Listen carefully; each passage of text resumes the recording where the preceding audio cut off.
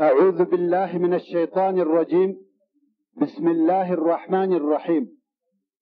الحمد لله رب العالمين، والصلاة والسلام على سيدنا محمد النبي الكريم وعلى آله وصحبه أجمعين. أما بعد، سلرم نمبر پته دا آخری سفر. محترم ورونو، پتیر پته کی چې دریم نمبر و، زموږ بیان په متعلق د دجال او ابن صیاد و. هغه ابن صیاد چې رسول علیه الصلاة والسلام د هغه په متعلق دا فکر کاوه چې دی به دجال وي، او بیا ابن صیاد مسلمان سو او د مسلمانانو سره د حج دپاره راووتی. دا په هغه حدیث کې دی چې امام مسلم یې روایت کوي چې ابو سعید الخدری رضی الله تعالی عنه وایي چې په دغه سفر کې د حج ابن صیاد هم را سره و. کم وخت چې پس له حجه د مکې مکرمې څخه بیرته مدینې منورې ته را روان و، پر لارې مو واړول چې یو څه آرام او راحت وکړو. نو وای خلق سره وپاشل سوه، هر یو هلته تر یوې درختې او سایې لاندې ناست دی. وای زه او ابن صیاد سره پاته سو، او زه د هغه خبرو په واسطه چې د ده په باره کې کېدې ډېر ځینې وبېرېدم. په زړه کې مې وهم دی. دا د صحابه کرامو حال و چې د دغه سړي سره په احتیاط کې وه. نو وایي ده خپل شیان راتا کړه او رایوړه، زما د سامان و څنګ ته کښېښول. نو وایي ما ورته وویل که دې دا خپل شیان هلته تر سایې لاندې ایښي وای ښه و. وایي ده هم واخیستل او تر سایې لاندې کښېښول، او بیا ولاړی. د خپلې اوښې څخه یې شیدې ولوشلې او هغه لوښی یې راوړی و ما ته ویل ویې څښه.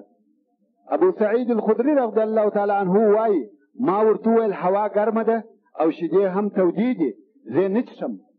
مګر اصلا دا خبره نه وه، بلکې ما غوښته چې د ده د لاسه یې وڅښم. ما نه غوښته چې د ده د لاسه یې وڅښم، ما د ده څخه ځان خلاصاوه. خدای مې نه پرېږدي. وایي زما و بغل ته کښېنستی او راته ویل یې یا ابا سعید، ما دا قصد کړی دی چې یو رسۍ راواخم او لوړه په درخته پورې وتړم او ځان په هغه خفه کړم، یعنې دې حال ته را رسېدلی یم چې خودکشي وکړم. ما ویل ولې؟ ویل د هغه خبرو په خاطر چې دا خلک یې زما په باره کې کوي، او وایي زه دجال یم. او د رسول علیه الصلاة والسلام دغه حدیث که د بل چا څخه پټ وي او نه وي ور معلوم، خو ستاسې انصارو څخه نه دی پټ او په خبر یاست. آیا رسول علیه الصلاة والسلام نه دی ویلي چې دجال کافر دی او زه یا ابا سعید مسلمان یم؟ او بل رسول علیه الصلاة والسلام نه دی ویلي چې دجال مکې او مدینې ته نه داخلیږي او زه اوس د مکې راووتم او مدینې ته ځم؟ او بل رسول علیه الصلاة والسلام نه دی ویلي چې د دجال اولاد نه کېږي او زما اولادونه په مدینه کې دي؟ نو څنګه خلق وایي چې زه دجال یم؟ ابو سعید الخدری رضی الله تعالی عنه وایي زه هم متوجه سوم چې رښتیا هم دا ټوله علامې صحیح دي، او څنګه خلق وایي چې دی دجال دی. او ابن صیاد نوره هم خپله خبره پسې پوره کړه، ویل مګر هو زه دجال پیژنم او په خبر یم چې چیرې دی، مور او پلار یې پیژنم. ابا سعید الخدری وویل هلاکت دې وي تا لره، راڅخه لرې شه.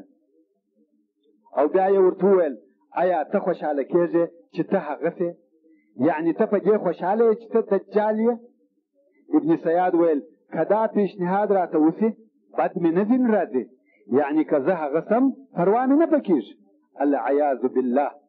او دغه رنګه په صحیح مسلم کې د تمیم الداري په خبر او قصه کې راغلی دی. دا حدیث یوه فاضله صحابیه فاطمه بنت قیس رضی الله تعالی عنها روایتوي چې خلاصه د حدیث داسې ده. وایي یوه ورځ مې په مدینه منوره کې دا ناره واورېده چې الصلاة جامعة الصلاة جامعة، او هلته عادت داسې و چې یو خطرناکه یا یو لوی کار به پیښ سو دغه ناره کېدل او خلق سره راټولېدل. دا چې په وخت لمانځه نه و دا ناره کېدل. نو وایي ناره مې واورېده او خلق د مسجد پر طرف ور روان سوه او هلته سره یو ځای کېدل. او بیا رسول علیه الصلاة والسلام و خلقو ته لمونځ ورکوي. فاطمه بنت قیس رضی الله تعالی عنها وایي زه د ښځو په اولني صف کې وم. هغه چې د خلقو په صف پسې وو. کوم وخت چې رسول علیه الصلاة والسلام د لمانځه څخه فارغه سو د خطبې ویلو دپاره منبر ته وختې او ده علیه الصلاة والسلام خندل او ویې فرمایل چې والله ما نه د خوشحالۍ نه د بیرې دپاره راجمع کړي یاست، یعنې نه د جنګ خبره ده چې ومو بیروم او نه زما سره غنایم دي چې در ویویشم، مګر تمیم الداري راته راغی او مسلمان سو چې د مخه نصراني و او یو خبر یې راته ووایه چې دا خبر موافق او برابر د هغه خبر سره دی چې ما د دجال په باره کې د مخه و تاسې ته ویلی و او اوس هغه د تمیم خبر درته وایم. تمیم هم ناست دی. نو د تمیم الداري خبر او قصه څه شوه؟ هغه وایي زه او یوه ډله زما د ملګرو هم را سره وه، په یو کښتۍ کې سپاره سوو، دریاب ته ور داخل سوو، خو هلته توفاني باد شروع سو. دا توفان یوه میاشت دوام وکړي، یوې خوا بلې خوا ته مو بیایي او موږ په ځانو نه یو خبر چې دا کښتۍ موږ چیرې بوتلو. څو د اوبو په مابین کې په یوه جزیره کې د کښتۍ څخه تاس وو او په دغه تیر وخت کې موږ مرګ ولیدی، یعنې تکلیفونه را باندې تیر سو.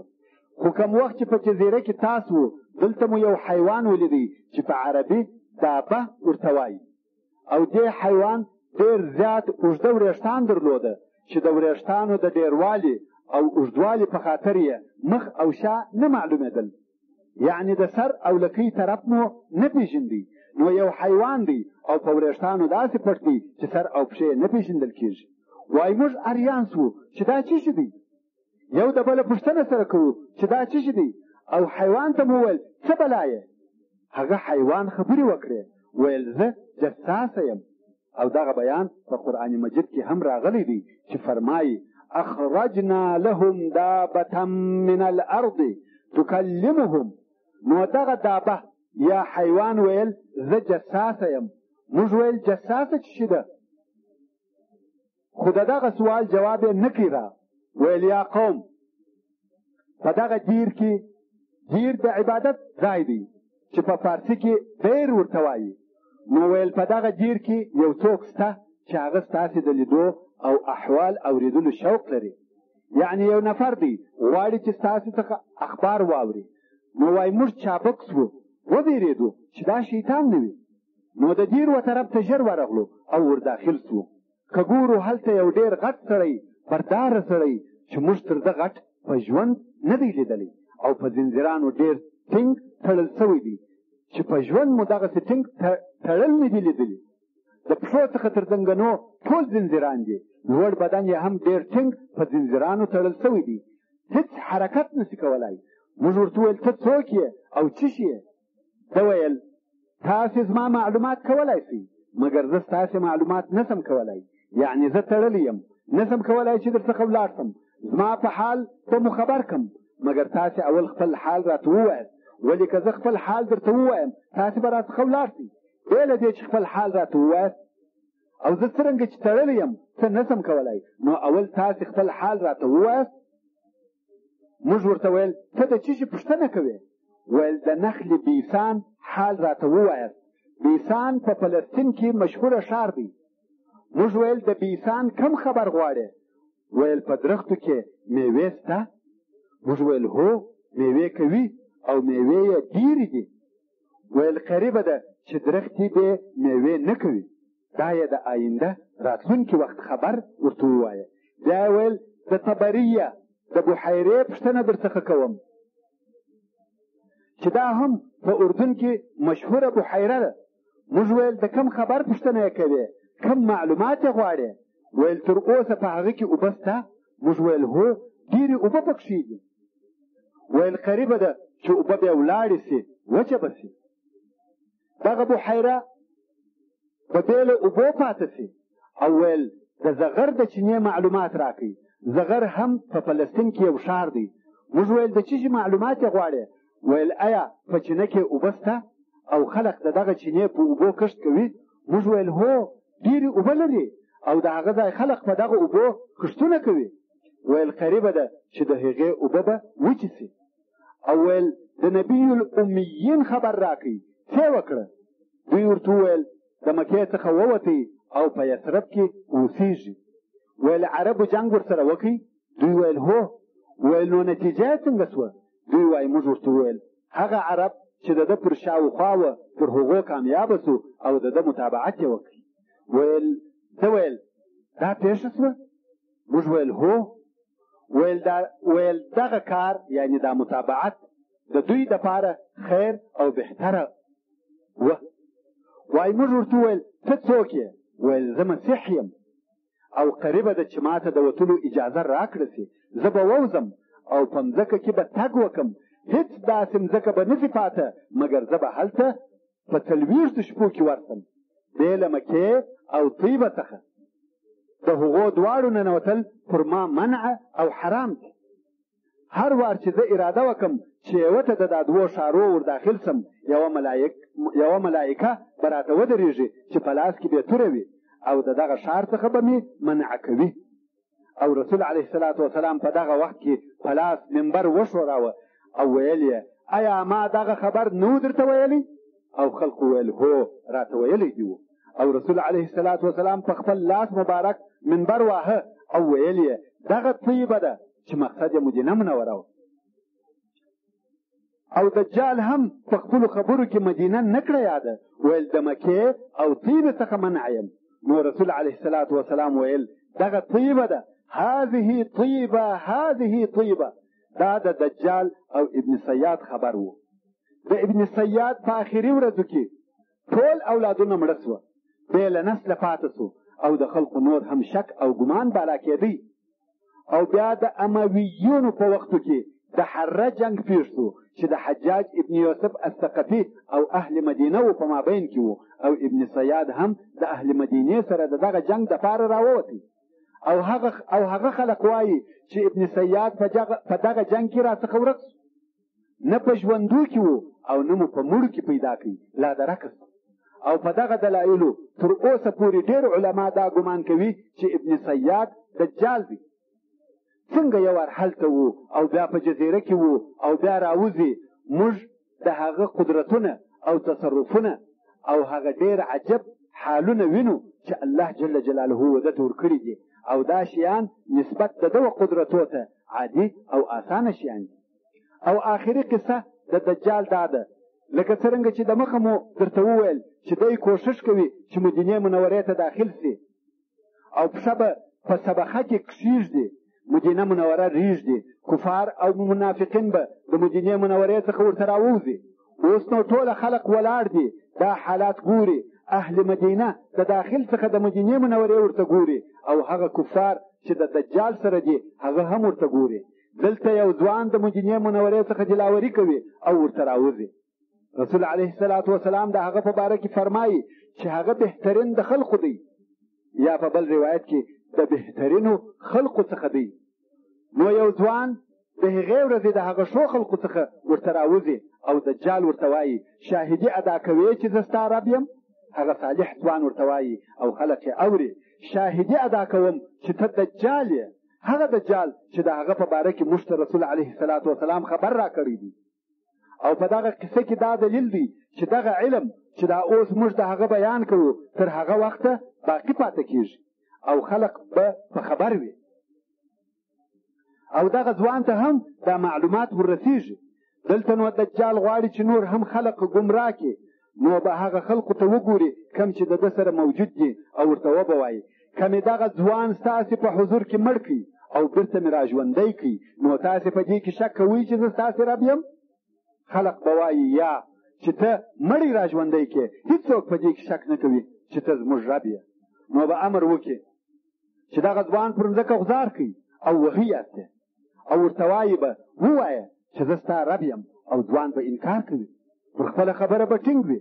نو به دجال امر وکړي چې اره یې کړي، د سره څخه تر پښو پورې به یې اره کړي، 2 حصې به سي. او دجال به د دغه 2 حصو په مابین کې تګ او راتګ کوي. مسلمانان او کفار به ورته ګوري او دجال به په مابین کې تېرېږي او بیا به ورته ووایي ولاړ د خلقو په حضور دا 2 حصې به سره یو ځای سي، سره وبه موښلي او بیا به ژوندی سي. دا کومه فتنه او څونه امتحان د عقیدې دی. او بیا به نو دجال پر دا ځوان نارې کړي ووایه زه ستا رب یم، ځوان به وایي فوالله بل شی مې نسو بالا بې له انکاره څخه او نارې به کې ای خلقو دا دجال دی، هغه دجال چې موږ ته رسول صلی الله علیه و آله وسلم بیان کړی دی او پس له ما څخه پر هیڅ چا نسي غالب کېدای، یعنی پس له ما څخه بل څوک نسي وژلی. خو دجال ته به قهر ورسي، پر ځوان به ور حمله کړي، په توره به پر غاړه ووهي. رسول علیه الصلاة والسلام فرمایي چې الله جل جلاله به د ځوان غاړه نحاس وګرځوي. نحاس په عربي ومیسو ته وایي. مس یو نوع سره اوسپنه ده، نو د ځوان غاړه به لکه مس داسې سي او توره به تاثیر نه پر کوي. سبحان الله القادر. هر څونه چې دجال کوشش وکړي چې مړ یې کړي، الله جل جلاله به وساتي. نو دجال به نه پر ده غالبه سي او نه به تر ده وروسته بل څوک مړ کړي. نو ځوان به پرېږدي او دجال به مخ پر شام رهیسي. په دغه وخت کې به ډېر لوی او عجب کار پېږدي چې هغه نزول د مسیح عیسی ابن مریم علیه الصلاة والسلام دی. الله عز وجل فرمایي چې عیسی ژوندی دی، نه وژل سوی دی او نه مړ سوی دی، بلکې الله عز وجل په آخري ورځو کې د ده د بقا په مځکه کې لوړ آسمانو ته پورته کړي. الله عز وجل په سورة النساء کې فرمایي وما قتلوه وما صلبوه ولكن شبه لهم وإن الذين اختلفوا فيه لفي شك منه ما لهم به من علم إلا اتباع الظن وما قتلوه يقينا بل رفعه الله إليه وكان الله عزيزا حكيما. د عیسی علیه السلام قصه اوږده ده، خو دلته دغونه کفایت کوي چې یهودیانو به ویل چې موږ عیسی علیه السلام مړ او پدار کړي. الله عز وجل د هغو په جواب کې فرمایي چې نه یې وژلی دی او نه یې پدار کړی دی، مګر دغه وژلی سوی او پدار سوی سړی و دوی ته په عیسی علیه السلام مشابه شو. او بېشکه هغه کسان چې دوی اختلاف کړی دی د عیسی په باره کې، دوی په شک کې دي، دوی لره علم نشته، فقط متابعت د ګمان او خیال کوي او دوی په یقین سره عیسی نه دی وژلی، بلکې الله جل جلاله خپل طرف ته پورته کوي. او الله جل جلاله قوي او غالب دی، حکیم او د حکمت خاوند دی. او الله عز وجل فرمایي وانه لعلم للساعه، یعنی عیسی علیه السلام علامه ده د علامو څخه د قیامت. نو دغه د عیسی علیه السلام نزول به څه وخت وي؟ دا هغه وخت دی چې د دجال فتنه روانه او په ترقي کې ده، ځکه او خلق یې ټوله په فتنه اخته کړي دي. په حدیث شریف کې دا قول د رسول علیه الصلاة والسلام راغلی دی چې فرمایي عیسی ابن مریم د دمشق د مسجد د شرقي طرف د سپینې منارې سره راتاکیږي. او رسول علیه الصلاة والسلام فرمایي زما او د عیسی ابن مریم په مابین کې نبی نشته او دی راتاکېدونکی دی، که مو ولیدي ویې پېژني. رسول علیه الصلاة والسلام یې علامې راته وایي چې ویې پېژنو.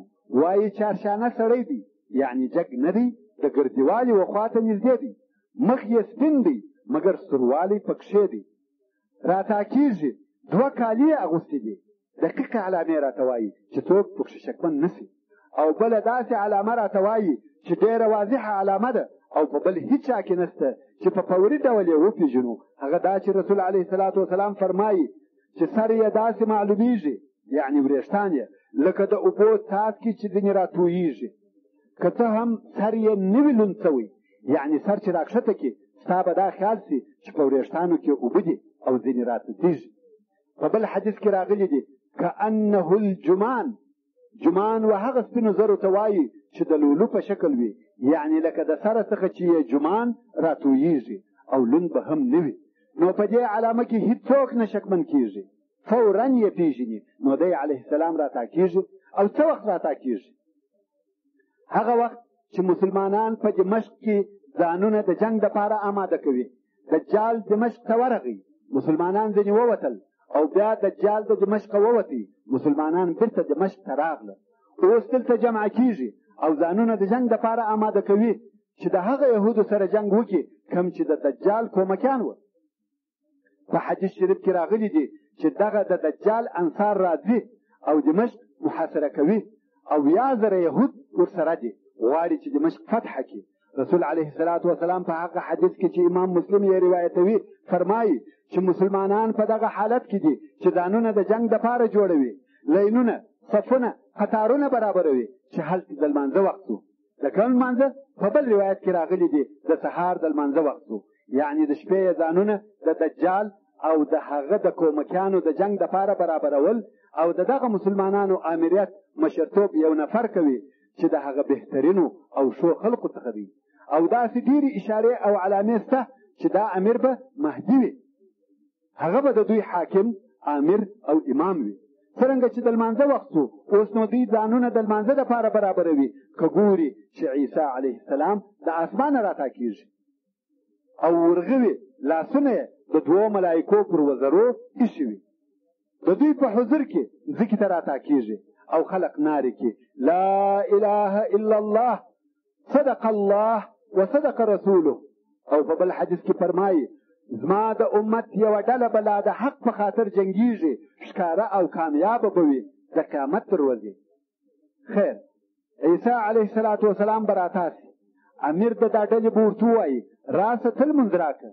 عیسی علیه السلام به ووایي یا، ځکه بعضې د تاسې پر بعضو امیران دي او دا عزت دی چې الله جل جلاله دې امت ته ورکړی دی. او عیسی ابن مریم به د سهار لمونځ د مسلمانانو سره وکړي او لمونځ به هم دغه زموږ د مسلمانانو وي، او عیسی علیه الصلاة والسلام به مقتدی وي نه امام. دا هغه عزت دی چې الله جل جلاله وجه امت ته ورکړی دی.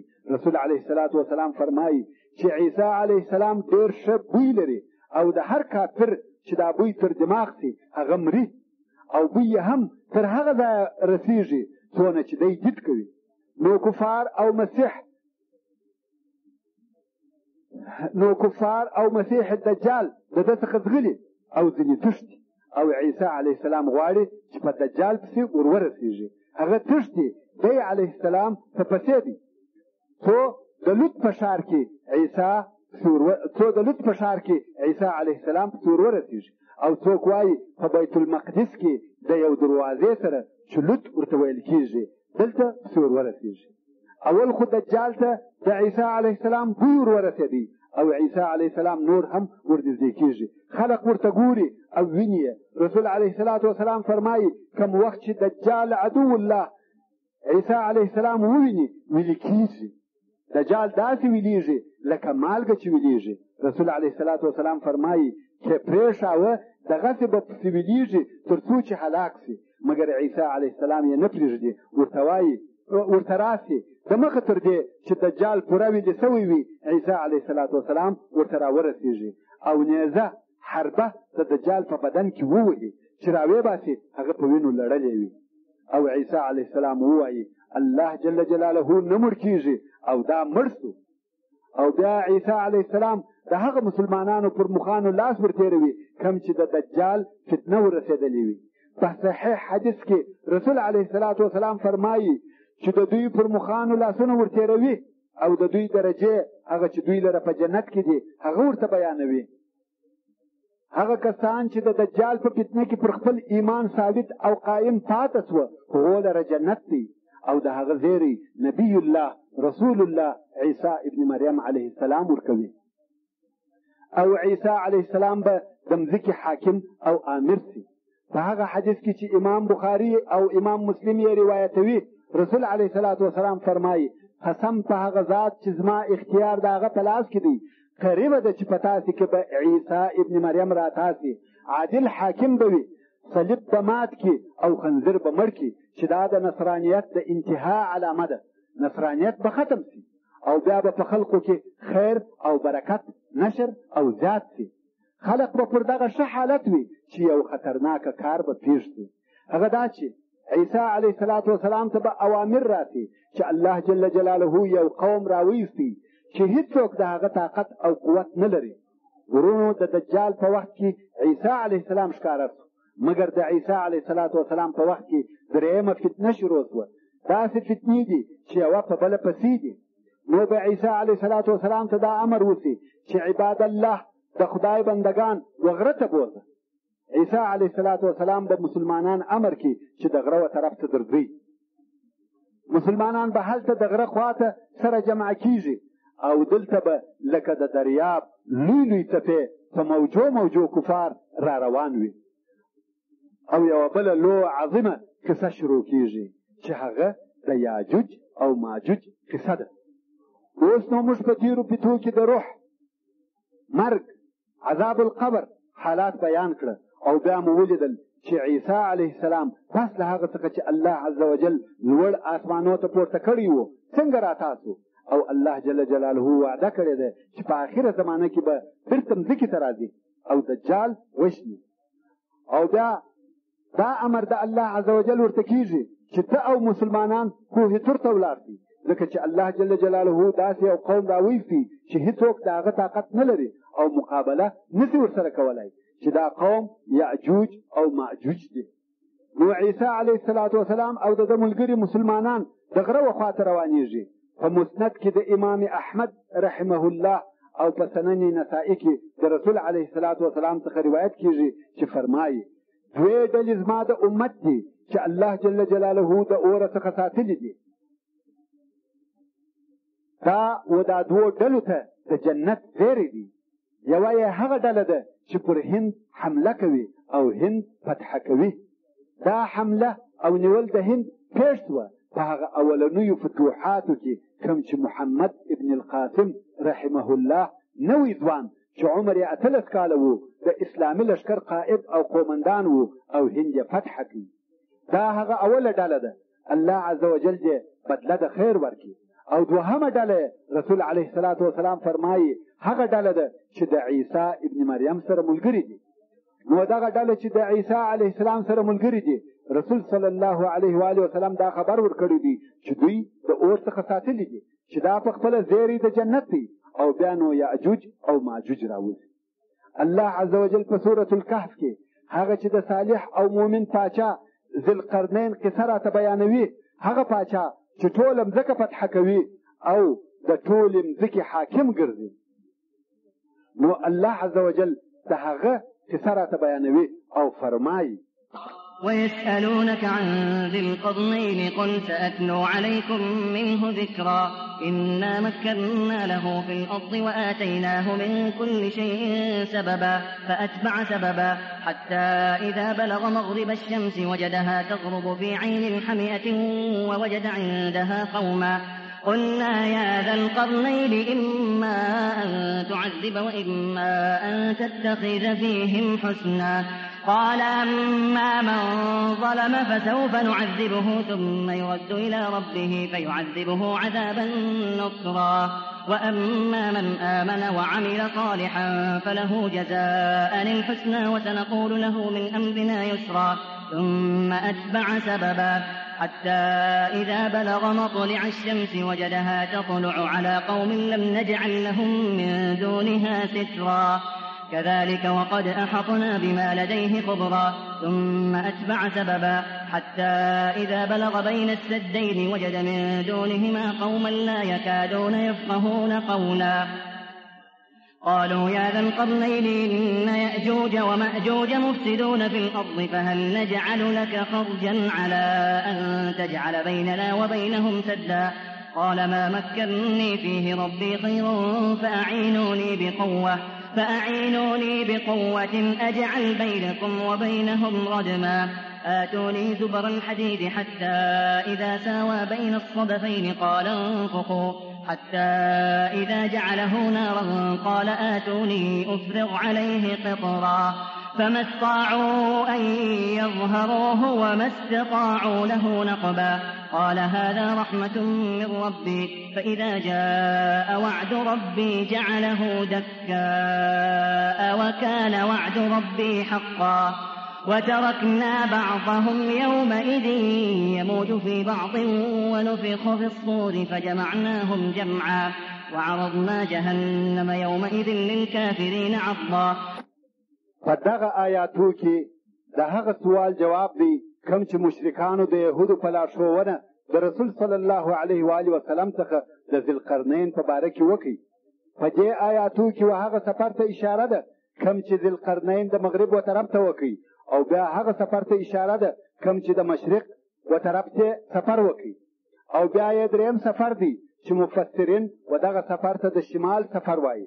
کم وخت چې د دغه ځای خلقو د ذوالقرنین شان او شوکت، عظمت او قدرت ولیدی، څرنګه چې دې قوم یو مشکل درلودی، نو یې د هغه خپل مشکل شکایت و ذوالقرنین ته وکړي چې هغه مشکل او تکلیف یې د یاجوج او ماجوج څخه و. ویل یا ذوالقرنین، د دغه غرو شاته د یاجوج او ماجوج قوم دی چې مفسدین، غله، قاتلان دي او همیشه دلته راځي، موږ وژني او مالونه مو وړي. یاجوج او ماجوج د راتګ بله لار نه درلوده بې له دغه درې څخه چې د دا دوو غرو په مابین کې وه. نو قوم ویل موږ به محصول یا مصرف درکوو، د دغه دپاره چې ته زموږ او د دوی په مابین کې یو بند جوړ کړې، یعنې دغه دره بنده کړې.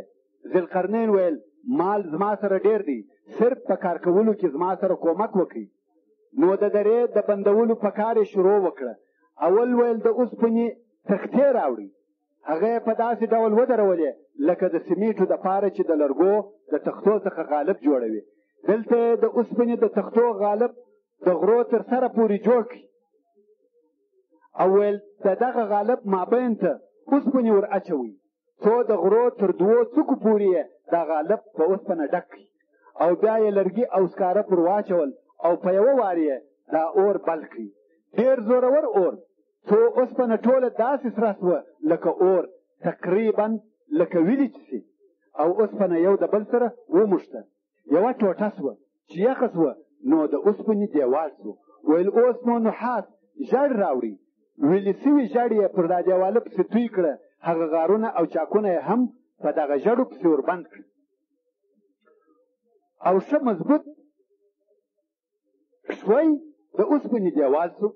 د یاجوج او ماجوج د راتګ لار بنده سوه، خو دا دیوال د ابد دپاره نه پاته کېږي، قیامت ته نږدې نړول کېږي. یاجوج او ماجوج ځینې راوځي. دا په مختصر ډول د دغه آیاتو ترجمه وه او د ذوالقرنین قصه وه، خو اوس یې تقریبا مفصله ترجمه او قصه درته کوو. دا چې الله عز وجل فرمایي حتى إذا بلغ بين السدين وجد من دونهما قوما لا يكادون يفقهون قولا. علماء وایي دغه قوم په عجبه او نادره ژبه خبرې کولې چې څوک نه په پوهېده. نو ذوالقرنین و ترجمان ته اړ سو چې دا د دوی خبرې ورته ترجمه کړي، خو داسې څوک یې نه کوي پیدا، مګر وروسته یو نفر پیدا سو چې د قوم په ژبه پوهېدی، خو د ترجمان په ژبه دا څوک نه پوهېدل. بیا یې بل ترجمان پیدا کړي چې د اول ترجمان ژبه یې زده وه، مګر د دوهم ترجمان په ژبه هم ذوالقرنین او نور نه پوهېدل. د هغه دپاره یې بل ترجمان پیدا کړي. ترجمان پر ترجمان څو دغه د ترجمانانو سلسله و 30 نفرو ته ورسېده او آخر ذوالقرنین په پوه سو چې دوی څه وایي. نو دا د الله عز وجل د قول ترجمه ده چې فرمایي لا یکادون یفقهون قولا، یعنی یوه عجبه ژبه یې وه چې څوک نه په پوهېدل. نو هغه قوم د دغه ترجمانانو په واسطه وویل قالوا یا ذا القرنین ان یأجوج وماجوج مفسدون فی الارض فهل نجعل لك خرجا على ان تجعل بيننا وبينهم سدا. ویل یا ذا القرنین، هلته یو قوم دی یأجوج او ماجوج، مفسدین، مجرمین، کافرین، هر وخت چې د خپلې منطقې څخه دې خواته راسي په مځکه کې فساد جوړ کړي، قتلونه کوي، د خلقو مالونه اخلي، خلق ډېر په عذاب کې. او دغه یاجوج او ماجوج بله لار نه لري چې دې خواته راووځي بې له دغه د دوو غرو د مابین څخه چې دره ده. نو دغه قوم دا فکر وکړي د دغه دوو غرو مابین چې بند سي، بیا نو یاجوج او ماجوج بله لار نه لري چې راووځي. نو خود ویل فهل نجعل لك خرجا على أن تجعل بيننا وبينهم سدا. یعنی آیا ته حکم کوي چې موږ وتاته یو مصرف او محصول مقرر کو د دې دپاره چې ته زموږ او د دوی په مابین کې یو دیوال او بند جوړ کړې. مګر ذوالقرنین ورته وویل قال ما مکني فيه ربي خير فأعينوني بقوة اجعل بينكم وبينهم ردما. یعنی هغه چې ماته زما رب په هغه کې قدرت راکړی دی هغه ډېر بهتر دی. دا ستاسې تر محصول فقط تاسې زما کومک په کار کې وکړي چې زه ستاسې او د دوی په مابین کې یو محکمه دیوال جوړ کړم.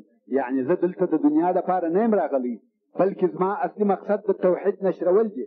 زه ستاسې څخه مزدوري نه غواړم.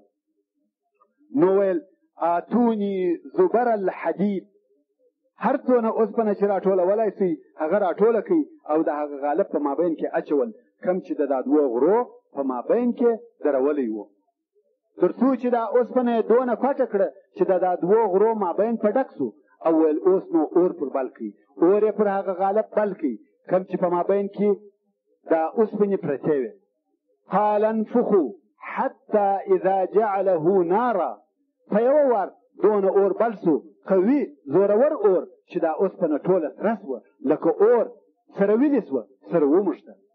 قال آتوني افرغ عليه قطره، او بیا یې وویل اوس نو ویلې سوي ژړ نحاس راوړي، هغه یې راوړه دغه د اوسپنې پر دیواله یې پسې توی کړه، نو د اوسپنې محکمه مضبوط بند او دیوال جوړ شو.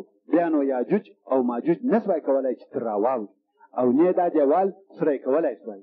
فما استطاعوا ان يظهروه وما استطاعوا له نقبا، یعنی الله تعالی نو فی الحال یاجوج او ماجوج ته دا قدرت نه دی ورکړی چې یا یې سوری کړي یا یې ونړوي، مګر یاجوج او ماجوج همیشه دا کوشش کوي او کاوه چې سوری پکښې جوړ کړي. دا د اوسپنې دیوال یې ټکاوه. په صحیح احادیثو کې راغلي دي چې دوی په اخته دي یو څه لیکي کښې وشي پکښې جوړې کړي، مګر سبا چې راسي هغه دیوال د الله جل جلاله په قدرت بیرته جوړ لکه اول داسې وي. او بیا نو ذوالقرنین وویل قال هذا رحمة من ربي، دغه بند او دیوال چې خلق د هغه فاجرانو کافرانو مفسدونو څخه ساتي رحمت د الله عز وجل دی، مګر دا رحمت د همیشه دپاره نه وي، داسې یوه ورځ به راسي چې دا بند به ونړېږي، یاجوج او ماجوج به راووځي او دا به هم په آخره زمانه کې وي. الله عز وجل د ذوالقرنین پر ژبه راته وایي فاذا جاء وعد ربي جعله دكا وكان وعد ربي حقا، یعنی کوم وخت چې زما د رب وعده راغله په راوتلو د دغه مخلوقاتو نو به دا بند ونړېږي او زما د رب وعده حق رښتیا ثابته ده او پیښه به سي. نو کوم وخت چې دا پیښ سي الله عز وجل فرمایي وترکنا بعضهم یومئذ یموج فی بعض، نو دغه لوی لوی موجونه به د یاجوج او ماجوج راسي، خلق به وژني ځکه به نیسي. ونفخ فی الصور فجمعناهم جمعا، نو دغه چې پیښ سي بیا نو قیامت واقع کیږي، یعنی قیامت رانږدې سو. بیا به نو د سر په شپېلۍ کې پوکړه سي او بیا به موږ ټول مخلوقات د پاره د جزا جمع کو د یاجوج او ماجوج تر ډیروالي پورې. په صحیح البخاري او صحیح مسلم کې د رسول صلی الله علیه و آله وسلم څخه روایت کیږي چې فرمایي الله عز وجل به په ورځ د قیامت ووایي یا آدم علیه الصلاة والسلام به ووایي لبیک وسعدیک، د الله د طرفه به ورته وویل سي راوباسه د اور ډله. په بل روایت کې راغلي دي چې راوباسه ستا د اولادې څخه د اور ډله. آدم علیه الصلاة والسلام به ووایي د اور ډله څه شي او څوک دي؟ الله سبحانه وتعالی به ووایي د هر زرو څخه 999 نفره، یعنی 999 نفره اور ته ځي او یو یې و جنت ته ځي. رسول علیه الصلاة والسلام فرمایي په دغه وخت کې کوچنی سپینږیری کیږي او هر حامله خپل حمل اږدي او ته به خلق بېهوشه ویني سکارا، مګر په حقیقت کې دوی بېهوشه نه دي بلکې دا ټوله بیره د عذاب څخه د الله جل جلاله ده. ولكن عذاب الله شدید، مګر عذاب د الله عز وجل شدید او سخت دی. نو صحابه کرام دغه خبر په اورېدو وبېرېده چې څوک د اور خلاصېږي، فقط یو د زرو څخه د هیڅ چا د خلاصېدو امید به نه وي، مګر رسول علیه الصلاة والسلام نبی رحمه اطمینان ورکوي او ویې فرمایل په تاسې کې دوه قومه او امته دي چې حد په هر شي کې چې وي دوی تر ډېر دي، یاجوج او ماجوج. نو ډېره حصه د زرو د هغو څخه ده، دوی هغه اکثره او زیاته حصه د بشر ده. او الله عز وجل فرمایي حتى اذا فتحت یاجوج وماجوج وهم من كل حدب ينسلون، کم وخت چې یاجوج او ماجوج را ایله کړه سي د هر ځای څخه را روان وي، د هرې لوړې څخه را تاکېږي، تا ته هېڅ درک نه در معلومیږي چې دا د کومې خوا راغله، تر اندازې زیات ډېر وي. او الله سبحانه وتعالی فرمایي واقترب الوعد الحق فإذا هي شاخصة أبصار الذين كفروا. د یاجوج او ماجوج راتګ د قیامت د نږدېوالي ډېره لو او مهمه علامه ده.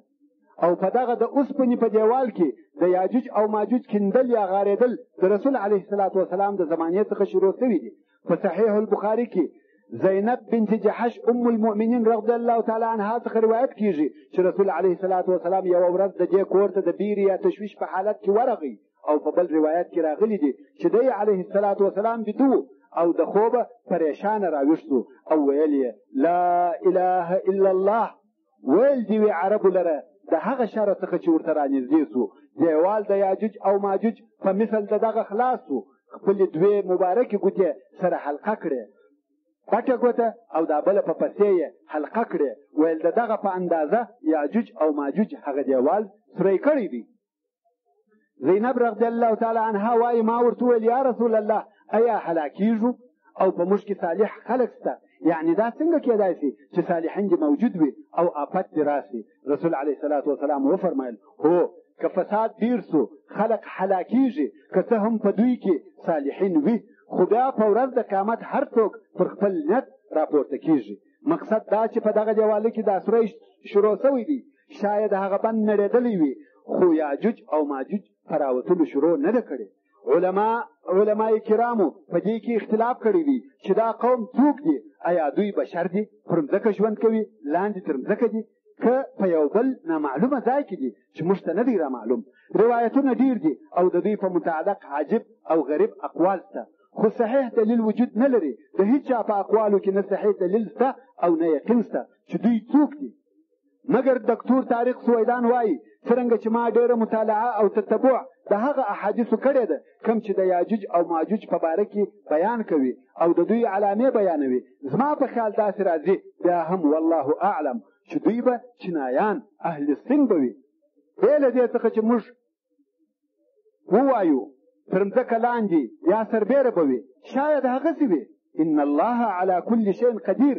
مګر د یاجوج او ماجوج په باره کې داسې علامې راغلي دي چې وایي ژړمخي دي او پتموخي دي، مخان یې لکه ټکل سوي سپرونه داسې دي، لنډیان کوتاقده دي او عدد یې ډېر زیات دی. دکتور طارق وایي ګای یو څوک د دغسې مبهمو شیانو تفسیر بیانوي مګر داسې معلومیږي لکه د حقیقت څخه چې لرې وي.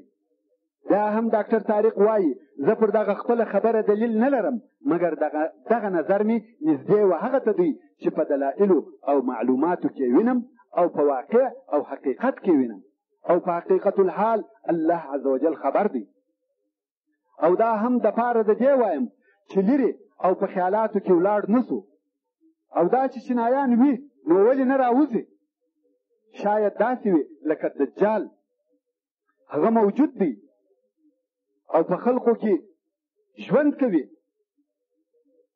مګر کم وخت چې د الله جل جلاله اراده وسي په یوه معینه لحظه کې راوځي. دغه رنګه یاجوج او ماجوج شاید موجود او آماده وي مګر راوځي نه. هر وخت چې د الله عز وجل اراده وسوه پر خپل معین وخت راوځي او فتنه شروع کیږي. په هر حال دلته دا یوه خبره اضافه کوم چې ما هم د خپل والد او استاد رحمه الله څخه تقریبا 30 کاله د مخه دغه خبره اورېده چې ویل دی زما په خیال یاجوج او ماجوج به چینایان وي. نو دا چې په مختلفو زمانو او مختلفو وطنو کې د مختلفو علماو دغه اتحاد نظر او موافقت درای چې شاید یاجوج او ماجوج چینایان وي په سبب د موافقت او مطابقت د هغه علامو چې په احادیثو کې ذکر شوي دي پر واقع الحال د چینایانو دي. څرنګه چې هغه علامې پر دوی برابریږي نو علما دا خیال کوي چې دوی به یاجوج او ماجوج وي.